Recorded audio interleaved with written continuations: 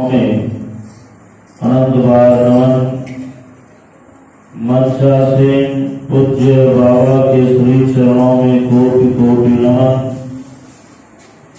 परम पूजनीय गुरुजन, सत्संग प्रेमी महानुभाव, माताओं एवं बहनों,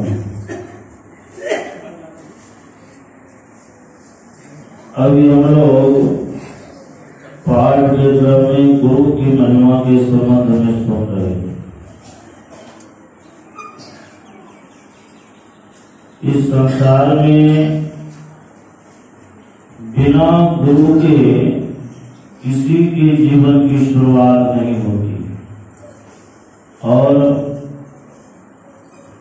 जो अपनी निष्ठा, अपना प्रेम, अपनी भक्ति गुरु के प्रति नहीं रखते हैं, उनका जीवन अंधकारमय हो जाता है।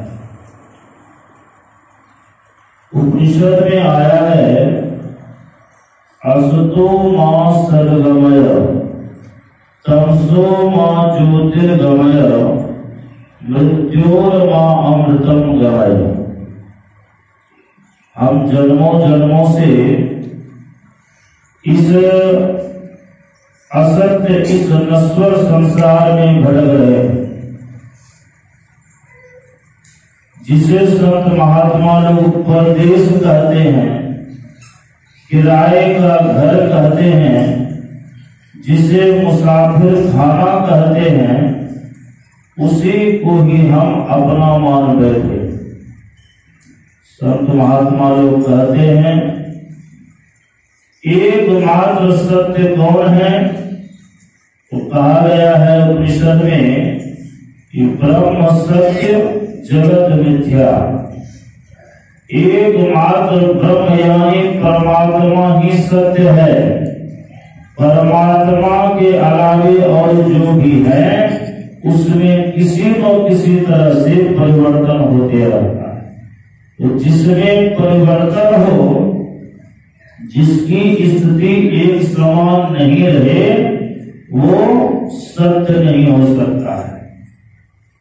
संत महात्मा लोग कहते हैं, ये सत्य स्वरूप परमात्मा का बोध और इस संसार को असत्य, नश्वर, भ्रमित बताने वाले एकमात्र संत सद्गुरु होते हैं। इसीलिए वे हम सबों के लिए पूजनीय है।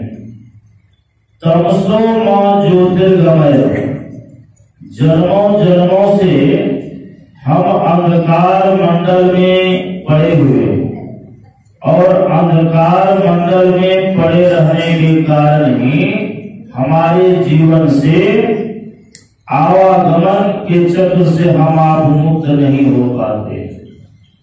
एक मनुष्य शरीर के अलावे और जितना भी शरीर है वो इस संसार में जन्म लेता है तो अंधकार मंडल में ही रहता, मरने के समय में भी अंधकार मंडल में ही रहते हुए इस शरीर का त्याग कर देता है। यह ईश्वर की कृपा से जो देव दुर्लभ मनुष्य का शरीर मिला है, जन्म लेने के बाद तो हम रहते हैं अंधकार मंडल में, लेकिन जब इस संसार में ईश्वरीय कृपा से हमें गुरु का ज्ञान मिलता है, गुरु के बताए हुए युक्ति से हम ईश्वर की भक्ति करने लग जाते हैं। जब हमारी सूरत, जब हमारी चढ़ाई अंधकार मंडल से धीरे धीरे ब्रह्मांड यानी पिंड की, ये पिंड से हम ब्रह्मांड की ओर जाने लगते हैं, तब हमारे जीवन से अंधकार का क्षय होता है और प्रकाश यानी सत्य स्वरूप परमात्मा का बोध होने लगता है।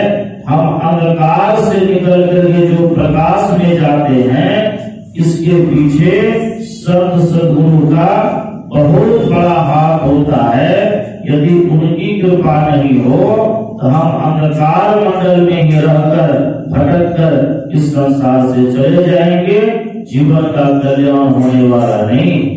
इसलिए जो संत सदगुरु हमें अंधकार से निकाल करके प्रकाश में पहुंचा देते हैं, ऐसे सदगुरु हमारे लिए अर्चनीय हैं, वंदनीय हैं, प्रणम्य हैं और सब दिन वो हमारे जीवन में पूजनीय है। और मृत्योर्मा अमृतम गमय, हम जन्मों जन्मों से मृत्यु के मुख में पड़े हुए, क्यों पड़े हुए हैं? तो गुरु महाराज कहते हैं कि यह परदेशवा काल को भेसवा जोरे आवाई दुख पारी सुधी करो प्यारे हो आपन देश के जहवा कलेश कचूरा।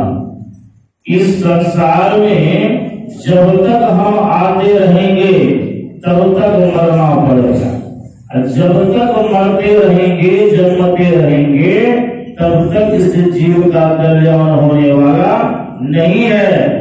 इसलिए संत महात्मा लोग कहते हैं कि हम मृत्यु से अमरता की ओर चले।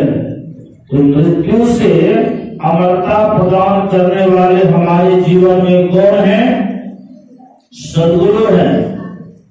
हमारे जीवन में संत सदगुरु की बहुत अहम भूमिका होती है। जन्मों जन्मों से हम मृत्यु के मुख में पड़े हुए हैं, लेकिन मृत्यु के मुख से हम कैसे निकलेंगे?